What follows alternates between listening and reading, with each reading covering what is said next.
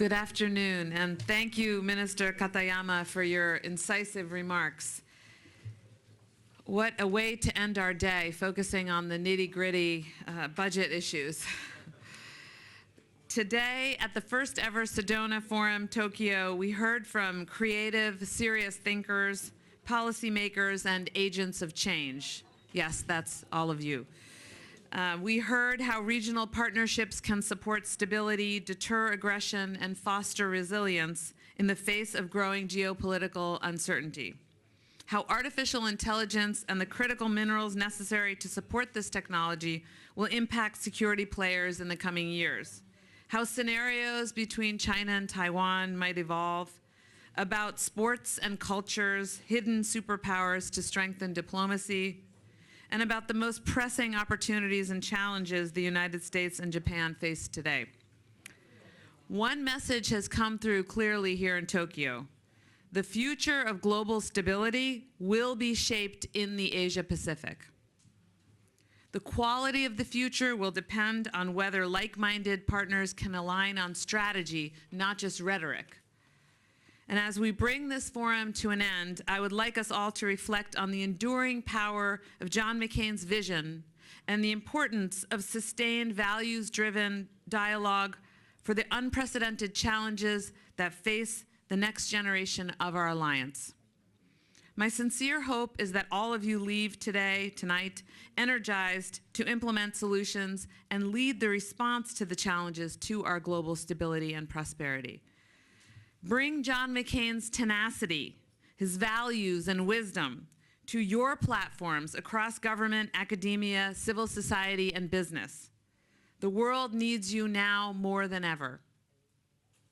And with that, I would like to finally thank again all of our speakers, our sponsors, Amazon ANA Special Competitiveness Study Project, Earth Corporation, our partners, most of all, of course, the International House of Japan, the teams, the International House of Japan team, the McCain Institute team I've already mentioned, Michael Svetlik, Amy Grapponi, Cole Davis, Margaret Stoner, and everyone back in Washington. Of course, thanks to Jack McCain and the McCain family for everything they do for the McCain Institute, and of course, for the vision that brought us here today. Your participation, all of you, reflects a shared belief that dialogue among allies and partners is not optional, it is vital. Thank you.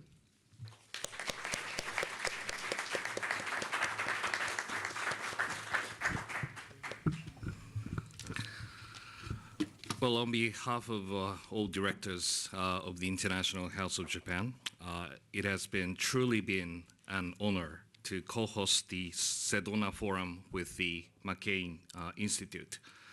Serving as your counterpart here in Tokyo, working together to realize this forum and having those two logos side by side were deeply meaningful for us. And I'd like to really thank Jack and Evelyn and all the McCain Institute team, first of all, for finding us, and then to your trust upon us to realize this forum become quite successful. And bringing this conversation here felt timely, frankly, and necessary. I'd like to echo Evelyn by thanking all participants gathered here at the International House of Japan. And listening to today's sessions, we share at first a daunting perspective that we are living in an era of abrupt exposure of national interest. Decisions on the security, technology, energy, or supply chains are increasingly discussed almost exclusively through the lens of national interest, treated as urgent, compressed choices made under the intense pressure and little time for reflection.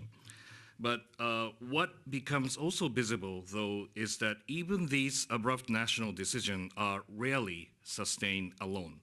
And they're enabled by alliance and by shared trust, shared access, and shared expectation built over time. So that is why alliance today needs to feel less like structures as we inherit, but more like networks we actively use and sustain. So one thing that become very clear today is that the US-Japan alliance now needs to work in exactly that way through a new community like the one generated here. So this is especially important for current US political context. And with the Trump administration clearly advancing an America First approach. And it's quite easy to think that alliance may become less relevant under this concept. But from Japanese perspective, we can see almost the opposite, because as we discussed today, strengthening of the US-Japan alliance actually makes America First more sustainable. And it helps the United States focus its priorities and avoid strategic overstretch, and also rely on trusted partners who are willing to take its own responsibility. So that brings me to another point we touch upon here. So when allies strengthen its autonomous role that we are now working on, and such as security, economic resilience, technologies, and also in the global development, the result do not exist outside the alliance. So they feed back into the US-Japan alliance itself and becoming the shared assets after all. So Allied Initiative does not dilute the alliance, and it strengthens it and making it more credible and more resilient. And we also discuss how the US strategy now places a greater emphasis on the Western Hemisphere. It's been cited a number of times. But I think that Indo-Pacific and the Western Hemisphere are not the separate strategic theaters. And they are strategically interlinked, and through supply chain, energy flow, maritime routes, technology standards. So what allies do globally ultimately reinforce the core of alliance. So I think that all of this leads to the same conclusion. The US-Japan alliance needs a new generation of carriers, and not just official managing existing frameworks, but the people who can operate across different domains. Security, technology, economics, information, and across borders. So alliances don't renew themselves automatically, and they are carried forward by people who are gathered here. So in that sense, it feels natural to reflect on the legacy of Jack's father, John McCain, and he understood that alliances are not slogans, and they only work when people invest judgment, trust, and also our continuous efforts. So let me end very simply. The International House of Japan is always open to you. And we hope this forum is not an endpoint, but a part of growing networks of the people willing to carry the alliance forward in the changing world. Thank you very much.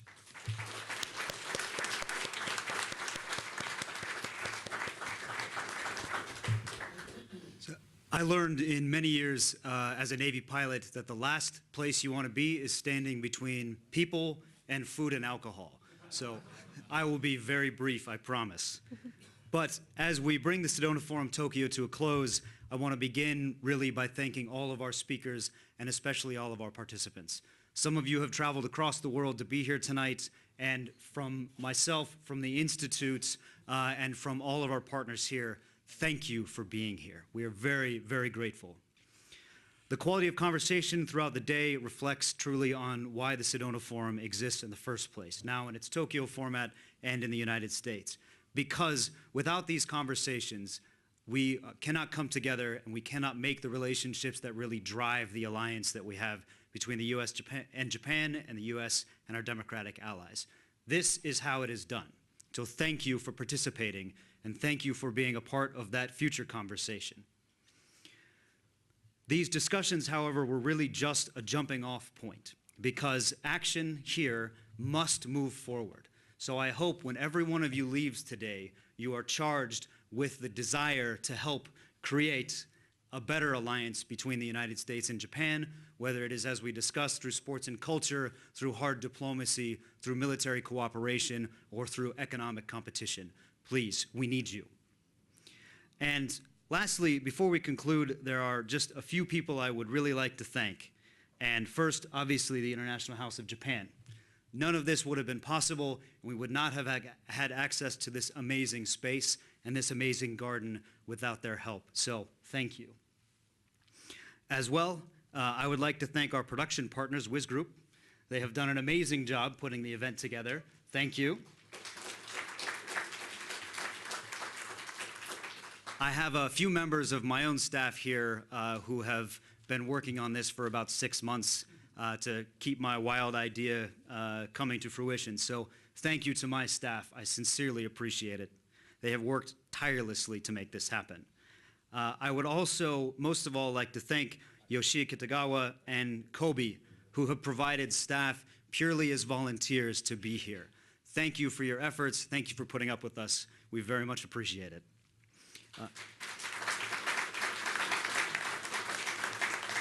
They have also organized a special surprise, which I can't go into, and they have also organized tonight's sake.